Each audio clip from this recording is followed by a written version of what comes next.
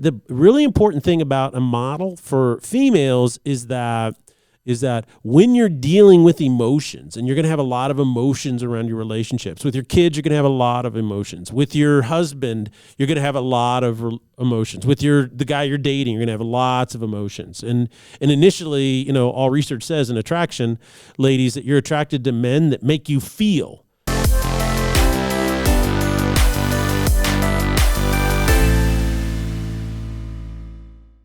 Ladies and gentlemen, welcome to the Salty Pastor Podcast, a podcast dedicated to helping you learn to grow and think for yourself in a world that doesn't want you thinking at all. True. We are here to help you grow yourself spiritually and to grow your critical thinking skills so that you know what and why you believe what you believe. My name is Jesse Mayer. I will be your host, and we cannot do the Salty Pastor Podcast without the Salty Pastor himself, Dr. Douglas Peake. Well, welcome, everybody. I'm so glad you're here today listening. This is an opportunity for you to learn what freedom and walking with Christ is all about. So we're studying the Word. We're jumping in there every Tuesday. On Thursdays, we apply it. And right now, we're doing something that is, wow, pretty tense. You are treading where few have. Yeah, dared. we're talking about the nature You're of women. walking a tightrope. So Tuesday was really interesting because we did a study, a biblical study on the nature of women. Just like men, women are created in the image of God. Mm-hmm. And this image with them creates desires in the soul. And the desires of the soul are what drive us. They motivate us. Mm-hmm. They influence our decisions and the things that we do. On the other hand, these desires can also be misleading because they've been tainted by sin. So let's talk about what women are up against in today's world. Well, I would have to say that today, as we talk about it, there's nothing more painful, I think, based on Tuesday's study, for women than when their relationships are really going bad or they're really disappointed in the lack of quality relationships in their life. It's really painful for them. Guys can distract. They can go and do something. It's like, well, I'll go and, go to football, or I'll go do this, or I'll go build something. They can kind of distract. But for women, it's just exceedingly painful. They just carry that. Especially if you're single. Let's say you're single and you see all of your really good friends getting married, they're getting engaged, and you don't have anybody in your life. That can be really, really painful for women. Some women, can be really successful in life. Their career go well. They can have a great relationship with their siblings or extended family, parents and so forth, grandparents. But if they're lonely, if they don't have some good friends or even a romantic, intimate relationship in their life, that's what they're going to think about more than anything else. And women, I think, struggle with the fact that they could have a total of 5 or 6 really intimate relationships in their life, maybe with their parents, a sibling, a best friend, and a husband. But they will spend all their time thinking of the one relationship that isn't going the best. So it orients them towards the one that's broken a lot. It dominates the radar. I think women who are married with children, they're under a lot of pressure. It's a struggle relationally because they don't have a lot of time to develop relationships. And then you can feel insecure in your relationships. And when you do that, that tends to create drama, either in your kid's life, your own life, or with your husband. So my hope is that this whole series, Storybook Endings, and of course this week's podcast, can really help women reframe their lives in a way that creates an opportunity for more meaningful relationships, more peaceful, loving, intimate relationships, because, our hope is that they will experience meaning and fulfillment in life the way God designed them. So why are relationships so difficult for women today? In a world where there's more freedom, more opportunity, more equality for women than ever before here in America, why are their relationships so disappointing? Well, I think, there's a lot of bad news, and we just have to be realistic and get it out on the table, and that is, we need to diagnose why women are currently so dissatisfied with their relationships. Even in some of the most advanced first world nations, particularly America, women's satisfaction with their relationships ranks pretty low, on things. And I think the first thing is that remember our very nature, and that is the world tells you that your nature is something different than it really is. If you believe what the world says, then that's going to create more problems than success in your relational life. But the Bible teaches that your heart has been tainted, and this taint influences your desires. It influences your strategy, your relational strategy, your approach to relationships, and even your evaluation of how good your relationships are. So, your soul can be driven towards, let's say, an intimate relationship. You meet a guy, you fall in love, you get married. But what will happen is the world can convince you that even though biblically you have a really great marriage and you're really married to a great guy, you won't see that, or you'll be discontent or dissatisfied. And so you'll try to push it and mold it and shape it in ways that it's not intended to go, with really bad results. So the first bad news out there that we have to deal with is that, ladies, just like men, your soul is tainted. And even though you're more attuned to relationships, this is going to be hard to hear, doesn't mean you're necessarily better at them. So that's important to understand. So the second thing is that you have been given a frame of reference. And what I mean by that is you've grown up in a society that has taught you a certain way to think. And one of the ways it's taught you to think is how you think and how you perceive your relationships. And the biggest frames of reference that are going to frustrate your relational life is I know that this sounds random and abstract, but you've been trained to think as a deconstructionist. It started off with religion or faith, well, you can't believe in God because of this. So they kind of tried to deconstruct that. And then they deconstructed truth, and then they deconstructed real experiences. And what happens is that, ladies, what you realize is that without knowing it, the taint causes you to deconstruct your relationships. So you're constantly picking them apart, you see. You're constantly looking for the flaws in them because you've been trained from day one in American society, particularly the public education system, to think this way. And so what does that do? Does that allow you to have stronger relationships, or does that just make you dissatisfied with the relationships in your life? Okay, so that's a big frame of reference. Another big frame of reference that I think that ladies have to deal with, and this is kind of bad news, is that there's very few good role models.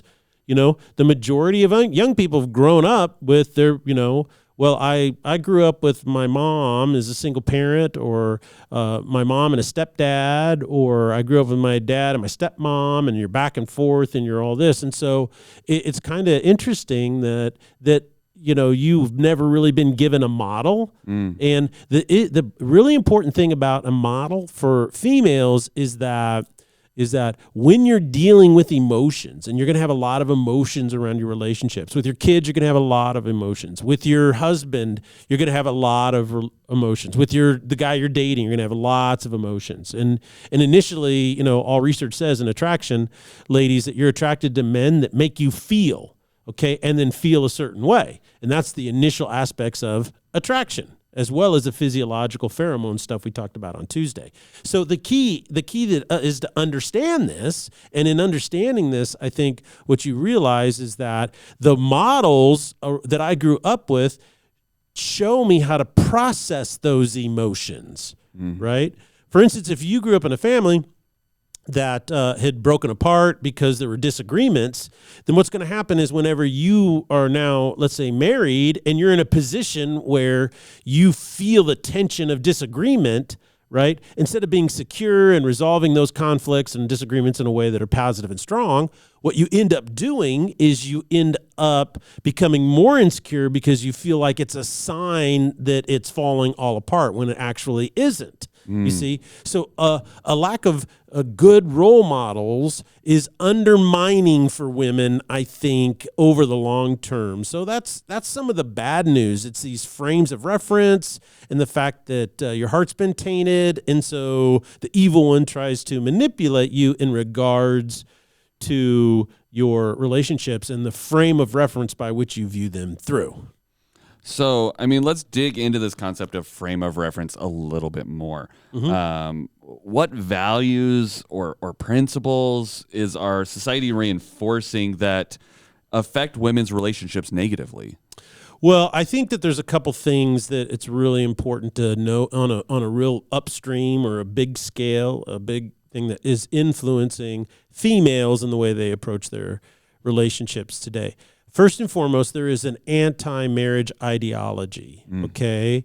And for a long time, what happened is, we're going to, in our society, we're going to promote like same-sex marriage, right? And the primary argument for same-sex marriage is that we just want to give everyone the same right, and it doesn't impact your marriage at all. So, and so people are like, well, okay, that makes sense. And so, but it couldn't pass through votes, and so then they brought a case before the Supreme Court, and the Supreme Court dictated it in 2016. But what people don't really understand is that same-sex marriage is not a request to be treated the same. It's actually a special right. So it's an additional right. And the best way to illustrate it is this way, is that you're in England and you learn how to drive a car, right? So you come over here and you're driving on the, over there, they drive on the left side of the road, and over here we drive on the right side of the road, which always makes us right. Okay, yes, so, I'm sure that's what it was. Yeah, I had to throw that out there. So you go there, so you come over here, and so what you're doing is you're saying, well, everybody has the right to drive, right? I want to drive on the left side of the road because I'm a left side driver. And you're like, okay, all right, let's do that. And that's basically what same-sex marriage is when it comes to marriage, is because what marriage was, even prior to the United States and its whole position, prior to Christianity for 7,000 years of recorded history, has always been an attempt by societies or civilizations to respect and honor the relationship between a man and a woman, you see, and to try to, now there's different forms of it and so forth, but that was the basic structure institutionally of it. So consequently, when what you're doing is you're saying we want to change the very structure, what that does is that changes your perception of your own marriage. And that's what's happened, So they say, well, of course, their marriage over there, it's the same sex. It doesn't affect me at all. Well, actually, it does. It affects you immensely. Just like if someone says, I want to drive down the left side of the road, it does affect you because you have to navigate around it. And now you're looking up for it. It has all kinds of, and I don't want to get into the philosophical construct of this because we just don't have time. My point, though, is that one of the ways that it has come out is that the point and purpose and meaning of marriage has dramatically been reduced, okay, because of that. So that's that same-sex marriage. The second thing that has happened is a sexual revolution has dramatically reduced the importance of marriage. The sexual revolution tried to convince women that sexual freedom was the path to meaning and fulfillment.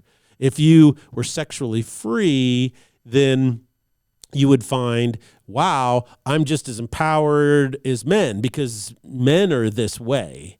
And so, well, the logic there doesn't fit. So we're still talking about all the bad news out there of all the things in the world that undermine your relationships. And that is that all the research shows that women are harmed by illicit sex. Women are by nature relational, and sexual activity within a committed relationship is always the most fulfilling. And we even studies show that women who are dating men and men who are dating women, the longer they wait before they're sexually active, then the healthier their relationship will be. There is a direct correlation between waiting. So the key is that those who wait for marriage tend to, it's not 100%, but they tend to have the highest rates of sexual intimacy, sexual satisfaction, healthy marriages that last the longest, The data's out there. It's easy to find. So the anti-marriage ideology that has been rooted into our culture is not good for women in their marriages because the values are spoken about and communicated, and comedians make jokes about them, and you pick that stuff up, and that influences how you perceive intimate relationships. Another frame of reference that I think is the transgender ideology. And transgender ideology is really unique because what it basically says at its core is that you can be whatever you identify as, and that gender, male and female, is a social construct. There's no anything rooted in biology. And what that does is that then says is that females There's nothing special or unique about them. And so when sometimes we buy into an idea which we think is good, but then we realize is that it undermines the upstream value or principle, right? And when you undermine and contradict your upstream principle, you create cognitive dissonance in yourself. So that's a frame of reference that is very popular in our society today. The last one that's probably the biggest influence over the last 50 to 60 years has been feminism, particularly third wave feminism. And third wave feminists, of course, never differentiate between first wave and second wave. But first wave wasn't even called feminism, okay? It was called women's suffrage. And it was directly linked. It was started in the church, Protestant churches, and particularly in the northeastern United States. And it was directly linked, and this was in the 1800s. It started prior to the Civil War, but then it kind of disappeared during the Civil War because that was such a massive thing. But then right after that, in 1880, 1885, it started to pick up again. And then in 1910, the Women's Voting Rights Act was passed. But it wasn't just a right to vote. There was all kinds of changes in it, which were very, very positive. That's called women's suffrage, all right? And it was more of a, let's level the playing field so it's equal for everybody. Well, then second wave feminism came along, and out of that you saw the ERA amendment, and of course that's never passed because what it does is it grants special rights, not equal rights. And then now third wave feminism is 100% based on Marxist gender ideology. And a lot of people are not aware of that. Let's show how this framework of Marxist ideology, what it does is it says that all relationships, ladies, that you have are power relationships. They're all hierarchical power relationships. You've been infected by the patriarchy and you need to tear it down. And if you don't, then you don't believe in women. That's kind of how the third wave feminism goes. There's a famous feminist author says, well, the ultimate goal of our feminism is to dispense with males completely. So lesbianism is the highest value and virtue in third wave feminism. And so now a lot of women are saying, oh, that doesn't even appeal to me. I don't listen to that. But well, I want you to know, though, it does affect you because the downstream is out there and you swim in it every day. For instance, let's take this trend. It's hard to do with tremendous accuracy because people don't want to, but you can see trends. And that is, even though relationships are different for every couple, if you look at the divorce rate in today's America, what you will find is that 70 to 80% of all divorces are now initiated by women. Just 30 years ago, 60% of all divorces were initiated by men, right? And now it's completely flipped and gone the other way. Now you compare this data point to rates of drug abuse and domestic violence, and what you discover is that 45 to 50% of all divorces are initiated for non-abuse issues. Okay, so there isn't, severe emotional, psychological abuse, physical abuse, sexual abuse. There isn't any types of these. There's not drug addiction or any of that kind of going on. So the majority of divorces initiated by women are initiated because they are dissatisfied with their relationship.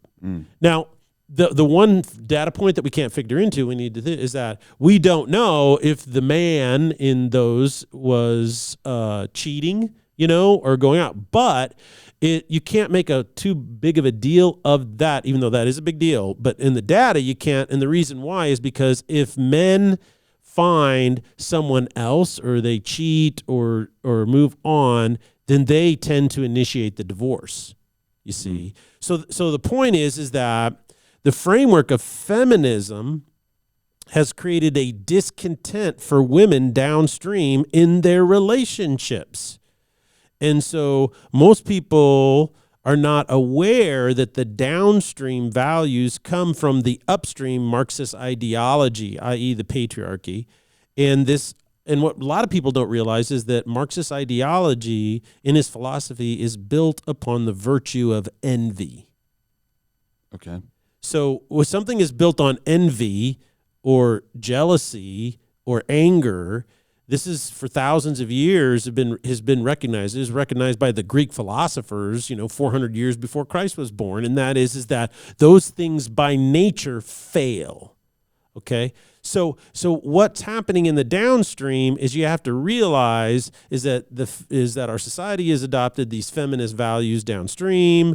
Trans ideology has been pushing anti-marriage stuff has been pushed down into the culture, and then that adopted with your deconstructionist trained brain basically creates a lot of really difficult frames of thinking, right, that really undermine all of your relationships and rob you of joy and fulfillment. So when women are being put into difficult spots, I mean, the culture as a whole is just putting them in a bind, really. When it comes to finding joy in relationships, what can they do about it? Well, this is a good news. That was the bad news. Now this is all the good news. We got to go up at some point in this, right? Yeah, we got to get 15 minutes of bad news. Now we need 15 minutes of good news. And here's the good news. You've been redeemed. You've been washed. You are no longer locked into these relationship patterns.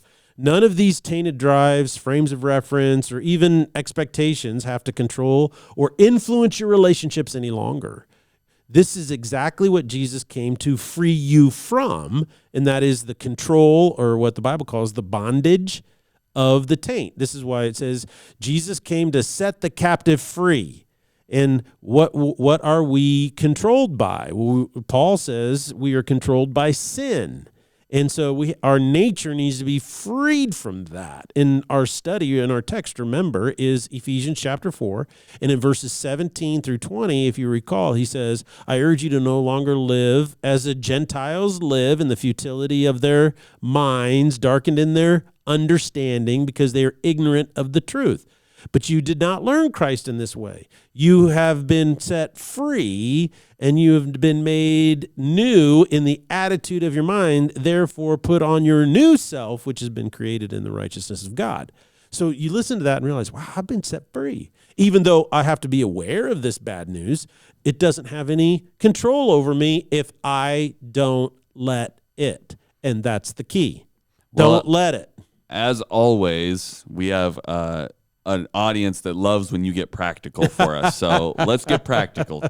Talk it through for us. Well, I think first and foremost, ladies, if you really want your relationships to blossom and be more happy with them and more content and at peace, is that spend time seeking first the kingdom of God and his righteousness, and all of these things shall be added unto you. The more your desires of your soul are fulfilled by Jesus, then the more satisfied and joyful you are about your relationships, because you don't have an unrealistic expectation of what those relationships are supposed to do for you. You see, so that's really, really important. If you seek out friendships with healthy women, not unhealthy women.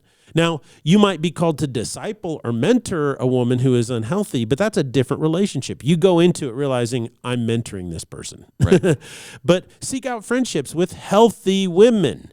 Approach your relationships with men differently. Realize that, let's say if you're between 18 years of age and 28 years of age, 30 years of age, is that you're going to be attracted to males physiologically in ways that may not build a loving, wonderful, long-lasting relationship, right?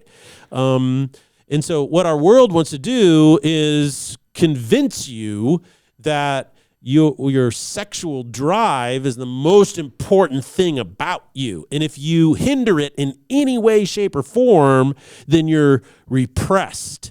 You are you're not free. And of course, this is absolutely absurd. This is Freudian ideology, which has been debunked over and over again. But our society makes movies about it and TV shows about it all the time. So if you're single, ladies, and you're ready to mingle, I've heard that, single, ready to mingle. You need to ask yourself some really good questions, I think. Ask yourself, how has society influenced my perception of love and romance? What ways are the desires of my soul being influenced by the taint of sin in my life? I can't expect myself to be perfect, so what is right and what might be influenced in a negative way?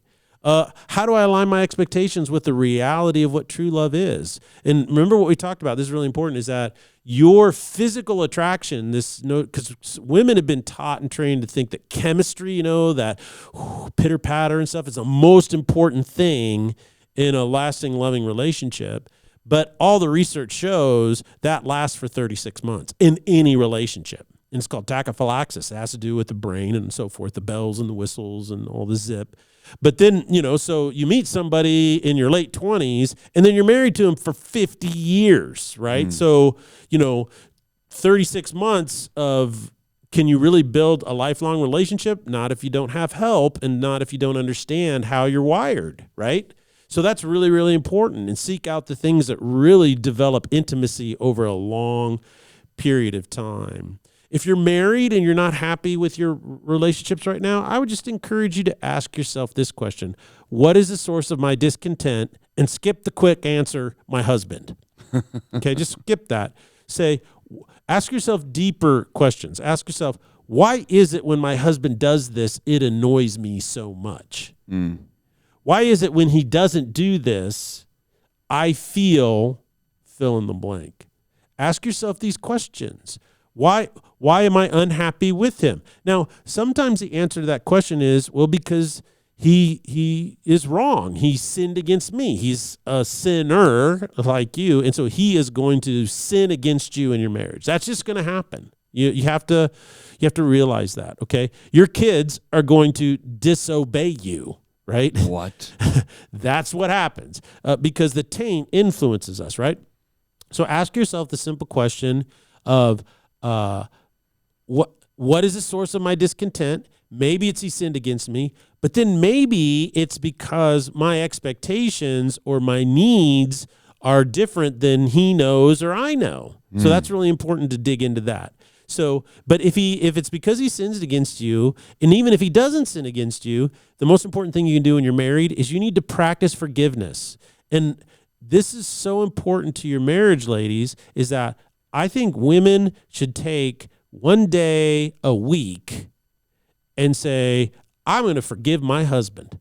And just, one of the best ways to do that is to write down on a sheet of paper everything he did that week that annoyed you or hurt you or you're angry or upset about. Write all that down. And then at the bottom say, I forgive him. I let it go.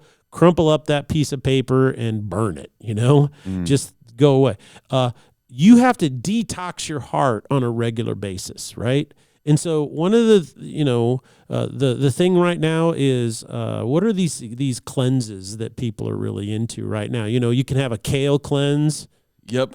Kale juice cleanse, caffeine yoga, cleanse. Goat cleanse. I don't know. A goat cheese yogurt cleanse. Yes. You can have all these cleanses, right? And people are like, oh, I feel so much better. I feel lighter and, I'm not, I fit into my clothes better. Everybody loves that kind of stuff, right? Well, guess what? Your soul needs to be cleansed. And Jesus says the best way to do that is to practice forgiveness. So do that. The other thing I would encourage you to do in the end here is, ladies, if you're married, what has happened is you've developed a dance with your husband, right? In other words, I call this a dance. And what it is it's a communicative dance. And so, you need to figure out how to dance differently. Approach crucial conversations with your husband in a way that encourages or ties into the way that God designed him. Guys tend to be solution-oriented. This is why guys joke that the 5 most feared words in any husband's life is, honey, we need to talk. Because whenever you lead with, honey, we need to talk, you've done 3 things, right? By leading that way, the first thing you've done is you've put him into a defensive situation because he doesn't know what's going on. He doesn't know what you're going to talk about. He doesn't know anything. And you know how you don't like to, that happened to you. You want to know what's going on. So one of the best things to do is approach it from the standpoint like, I encourage women to do this, say, honey, there's something I need your help with on the kids, or there's something I need your help with between you and me. Can we talk about it in a couple hours or tonight after dinner when the kids go to bed, blah, blah, blah, blah, blah. And then that gives him an opportunity to think about it. And the first thought that's going to go through his head when you say this is, what I do wrong, what I do wrong, what I do wrong, what I do wrong. Well, she doesn't want to talk. And the more you approach it from this standpoint, you might say, honey, I feel like we aren't on the same page when it comes to fill in the blank. What can we do to get on the same page? But if you approach your husband with demands like, well, I need you to do this, and if you don't do this, you don't love me. What you're doing is you're creating a lose-lose situation for your man, because what happens is he has to approach it with one of two instincts, right? The first instinct is this: I love this woman. I want to be at peace with her, so I'll acquiesce. Okay? Well, that's called a power play. All right. Now, men will do two things when they acquiesce again and again and again. They only have a long-term, there's only two psychological responses to that. The first one is they turn into a beta male. They just become into agreeable, and then you as a woman will lose respect for him, right? So, this is what other guys say, well, he's been whipped, he's lost, he's now a beta dude, he doesn't believe in himself. He doesn't, he just wants to keep peace at all costs, right? So he just says, yes, dear, yes, dear, yes, dear, whatever. And so the other option is he resents it. And then he resents it. And he resents it. And then he resents it. Then he resents it. And then you go, honey, I need you to take out the trash. And you go, well, I'll get it later. Why can't you do it now? And then he just erupts. And you look at him and go, what is my husband's problem? He's got all these problems. Well, what you don't realize is that you've approached him in a way, you see, over time, that all these little things have built up resentment. Now, I talked to the guys last week about how, guys, when you resent your wives and you do that and you don't have a crucial conversation with her, then that's on you and you need to deal with that. But ladies, you don't want to add to that, do you? Approach your husband in a different way in these crucial conversations. The final thing, too, is I would encourage you ladies who are married is you must think of sex differently. Don't think of sex as sex. Think of it as intimacy. Now, let me illustrate it this way. You know that feeling you get when you haven't spent time or talked with your husband? You know how you feel distant from him? You're like disconnected or distant or whatever, and you're just really unsettled and you don't like that. When all you really need is some face-to-face time with your man, you need a little time away where you guys can just get together and talk and, dream and just, be together, right? And it's like, man, once you have a good conversation with your husband and you haven't talked to him in a while, how do you feel? You feel connected. You feel just so much better. And so, you just feel wonderful about your relationship. Well, guess what? That's the feeling he gets when he's intimate with you. He doesn't get that feeling when he has a conversation with you. You do. But he doesn't, right? And so when he's physically intimate with you, he has the same feeling that you have when you spend an hour on the couch talking just about your day and life and everything. You feel close and connected. Well, intimacy is how he does that. So think of it in those terms, and that will change the power struggles that happen about sexuality in marriages. So that would be some of my initial practical advice, ladies, and I hope you found it helpful. Because my dream for you is that you have more happiness and more joy, more fulfillment in this world, in your relationships. Well, thank you so much for sharing those things with us, Pastor Doug. We will be finishing up this portion of this series about women on Sunday. So make sure you guys tune into that, because there's probably going to be some more insights and it's going to be really great. And Yes. it'll be the first time he's saying these words in front of a crowd of women. So we'll see how that goes. Yeah, we'll see how that goes. There might be something funny happening. Thank you guys so much for joining us, and we'll see you on Sunday here in Foothills Christian Church. Blessings.